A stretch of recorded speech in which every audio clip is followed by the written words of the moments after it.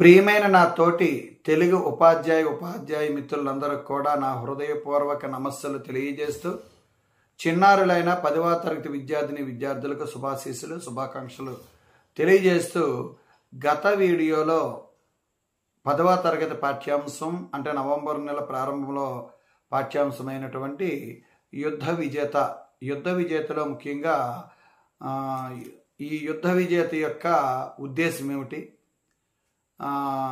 నేపథ్యం ఏమిటి, ప్రక్రియ ఏమిటి, ఈ పాఠాన్ని రచించిన కవి, వీరి గురించి గత వీడియోలో తెలియజేసుకున్నాం.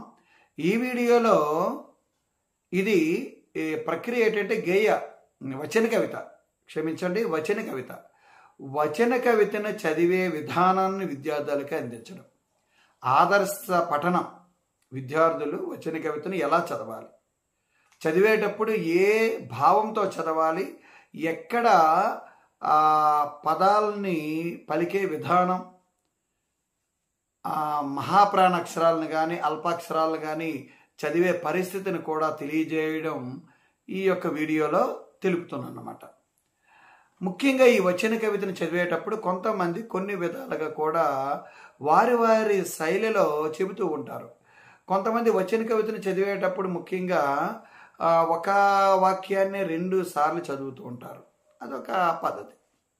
అంటే ఆ వాక్యాన్ని మరొక్కసారి శ్రోతలకు వినిపించే విధంగా. ఒక్కొక్కరు ఏం చేస్తుంటారంటే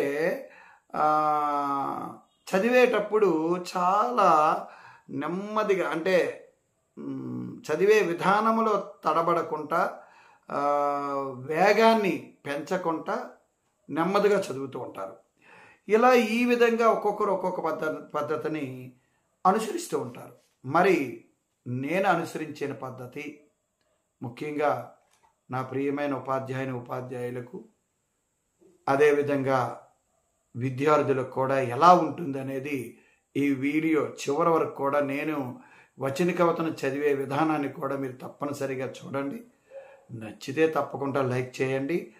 కొత్త వారు, మన తెలుగు ఉపాధ్యాయులు కానీ విద్యార్థులు కొత్త వాళ్ళు ఎవరైనా చూస్తే ఖచ్చితంగా మన ఛానల్ జామీ సుబోధను ఖచ్చితంగా మీరు సబ్స్క్రైబ్ చేస్తారని ఈ సందర్భంగా కోరుకుంటూ వచన కవిత నా శైలిలో ఎలా చదువుతానో మీకు వినిపిస్తాను. వచన కవిత చదివేటప్పుడు భావం స్ఫురించే విధంగా, ఎందుకంటే వచన కవితలో కఠినమైన పదాలు చాలా తక్కువగా ఉంటాయి.